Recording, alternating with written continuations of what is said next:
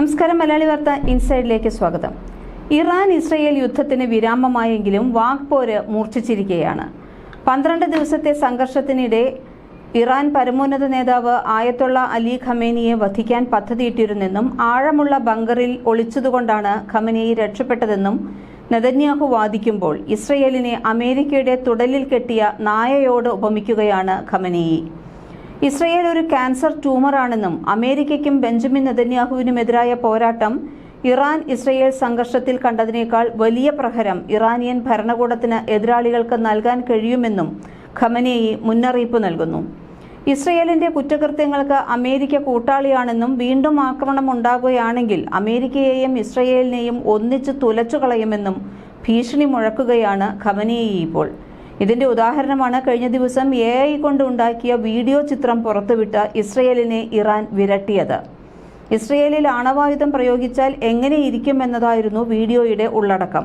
എന്നാൽ നിമിഷ നേരങ്ങൾക്കുള്ളിൽ തന്നെ ഇറാന്റെ അധികാരികൾ ഈ ചിത്രം പിൻവലിക്കുകയും ചെയ്തു. ഇസ്രയേലിന്റെ ഉറക്കം കെടുത്താൻ ആ ഒരൊറ്റ ചിത്രം തന്നെ ധാരാളമാണെന്നാണ് ഖമേനിയുടെ വിശ്വാസം. ബങ്കറിനുള്ളിൽ ഒളിച്ചിരിക്കുമ്പോഴാണ് ഖമേനിയുടെ തലയിൽ ഇത്തരം തലതിരിഞ്ഞ ആശയങ്ങൾ മുളയ്ക്കുന്നതും.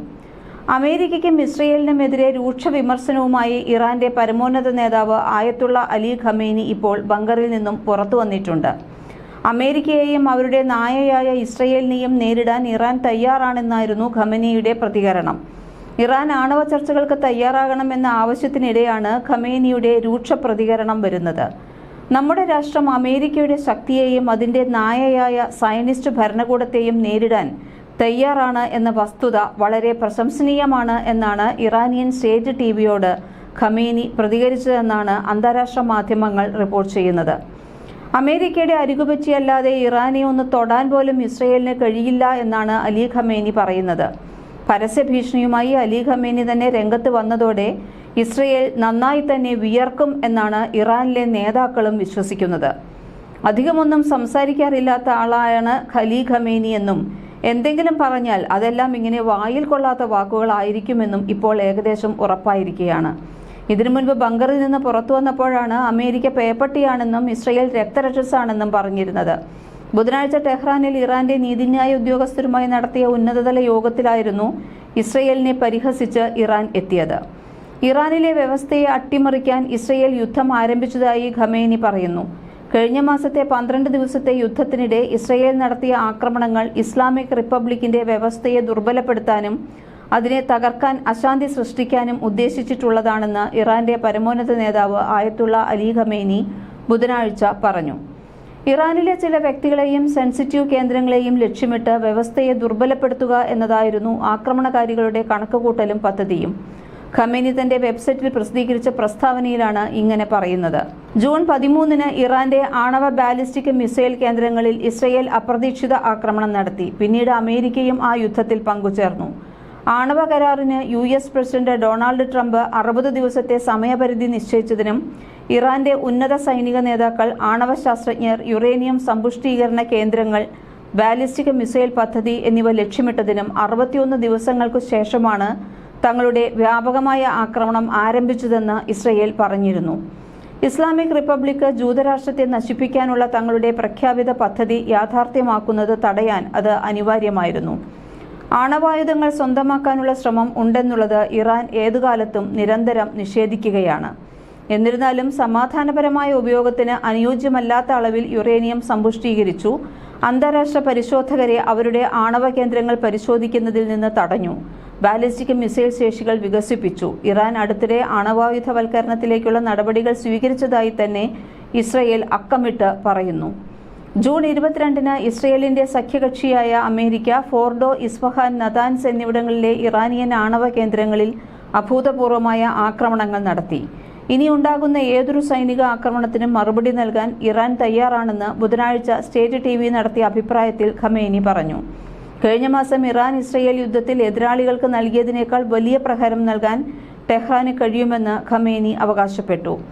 ഇസ്രയേലിന്റെ ആക്രമണങ്ങൾക്ക് ഇറാൻ 500-ലധികം ബാലിസ്റ്റിക് മിസൈലുകളും ഏകദേശം 1100 ഡ്രോണുകളും ഇസ്രയേലിനെതിരെ വിക്ഷേപിച്ചു. ആരോഗ്യ ഉദ്യോഗസ്ഥരുടെയും ആശുപത്രികളുടെയും കണക്കനുസരിച്ച് ആക്രമണങ്ങളിൽ ഇസ്രയേലിൽ 29 പേർ കൊല്ലപ്പെടുകയും 3000-ലധികം പേർക്ക് പരിക്കേൽക്കുകയും ചെയ്തു. വാഷിംഗ്ടണിന്റെ ആക്രമണങ്ങൾക്ക് പ്രതികാരമായി ഇറാനും ഖത്തറിലെ ഒരു US താവളത്തെ ആക്രമിച്ചു. ഇസ്രയേലിന്റെ കുറ്റകൃത്യങ്ങളിൽ അമേരിക്ക പങ്കാളിയാണെന്ന് ഖമേനി പറയുന്നു. US-നും അതിന്റെ ചങ്ങലയിൽ കെട്ടിയിരിക്കുന്ന നായ ഇസ്രയേലിനുമെതിരെ പോരാടുന്നത് പ്രശംസനീയമാണെന്നാണ് ഖമേനി പറയുന്നത്.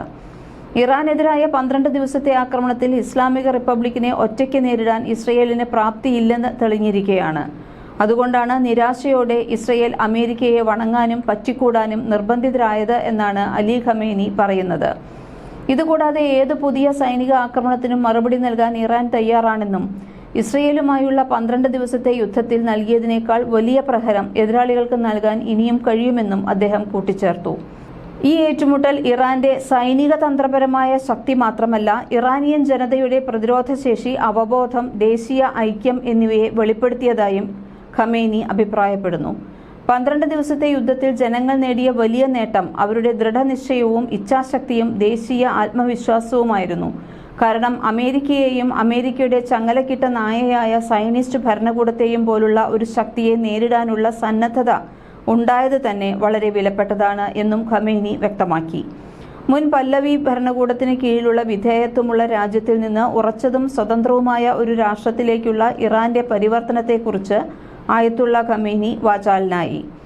ഇന്ന് ഇറാൻ അമേരിക്കയെ ഭയപ്പെടുന്നില്ല എന്ന് മാത്രമല്ല, തിരിച്ച് അമേരിക്കയിൽ ഭയം ജനിപ്പിക്കുകയും ചെയ്യുന്ന ഒരു ഘട്ടത്തിൽ എത്തിയിരിക്കുന്നു എന്നും ഖമേനി കൂട്ടിച്ചേർത്തു. ഇതുകൂടാതെ നയതന്ത്രപരമോ സൈനികമോ ആയ ഒരു മേഖലയിലും ഇറാൻ ഒരിക്കലും ദുർബലപക്ഷമായി പ്രവേശിക്കില്ലെന്ന് ആയത്തുള്ള ഖമേനി ഊന്നിപ്പറയുന്നു. സമീപകാല ആക്രമണം ഇറാനെ നയതന്ത്രപരമായി സമ്മർദ്ദത്തിലാക്കാൻ അവസരം നൽകിയെന്ന് തെറ്റായി വിശ്വസിക്കുന്ന പാശ്ചാത്യ നേതാക്കളെ അഭിസംബോധന ചെയ്തുകൊണ്ട് യുക്തി, സൈനിക ശക്തി തുടങ്ങിയ ആവശ്യമായ എല്ലാ ഉപകരണങ്ങളും ഇറാന്റെ പക്കലുണ്ടെന്നും അതിനാൽ നയതന്ത്ര മേഖലയിലായാലും യുദ്ധക്കളത്തിലായാലും തങ്ങൾ പൂർണ്ണ സജ്ജരായി നിൽക്കുമെന്നും ഖമേനി പറയുന്നു. കഴിഞ്ഞ മാസമാണ് ഇറാന്റെ ആണവ സൈനിക സൗകര്യങ്ങൾക്ക് നേരെ അമേരിക്ക ആക്രമണം നടത്തിയത്. എന്നാൽ തങ്ങളുടെ ആണവ പദ്ധതി സമാധാനപരമായ ആവശ്യങ്ങൾക്ക് മാത്രമാണ് എന്നാണ് ഇറാന്റെ മറുപടി. കൂടാതെ പകരത്തിന് പകരമായി ഇറാനും അമേരിക്കയ്ക്കെതിരെ ആക്രമണം നടത്തി. അതേസമയം ഖമേനിയുടെ പ്രസ്താവന സൈനിക പ്രതികാരം വർദ്ധിപ്പിക്കാനുള്ള ഇറാന്റെ സന്നദ്ധതയെ അടിവരയിടുന്ന ഒന്നാണ്. ഇസ്രയേലിനെ അമേരിക്കയുടെ കയർകെട്ടിയ നായ എന്ന് വിളിച്ച ഇറാന്റെ ഖമേനി വലിയ പ്രഹരങ്ങൾ ഉണ്ടാകുമെന്ന മുന്നറിയിപ്പ് നൽകുകയാണ്. ഖത്തറിലെ അൽ ഉദൈദ് വ്യോമതാവളത്തിന് നേരെ കഴിഞ്ഞ മാസം നടന്ന ആക്രമണം ടെഹ്റാൻ വാഷിംഗ്ടണിനെതിരെ പ്രഹരമേൽപ്പിക്കുന്നതിന്റെ തുടക്കം മാത്രമാണെന്നും US-നും മറ്റുള്ളവർക്കും ഇതിലും വലിയ ഒരു പ്രഹരം ഏൽക്കുമെന്നും ഖമേനി മുന്നറിയിപ്പ് നൽകുന്നു.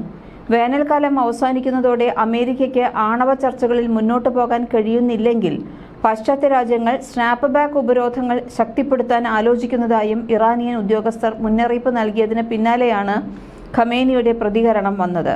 കൂടുതൽ സൈനിക നടപടികൾ ഒഴിവാക്കാൻ ഇറാനുമായി ചർച്ചകൾ തുടരാൻ പ്രതിജ്ഞാബദ്ധമാണെന്ന് പ്രസിഡന്റ് ഡൊണാൾഡ് ട്രംപ് നേരത്തെ പറഞ്ഞിരുന്നു.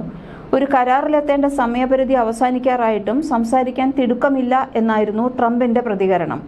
ജൂണിൽ ഫോർദോ ആണവ കേന്ദ്രത്തിൽ നടത്തിയ ആക്രമണത്തിന് ശേഷം ഇറാന്റെ ആണവ പദ്ധതി 2 വർഷം പിന്നോട്ട് പോയതായി അമേരിക്ക നേരത്തെ വ്യക്തമാക്കിയിരുന്നു.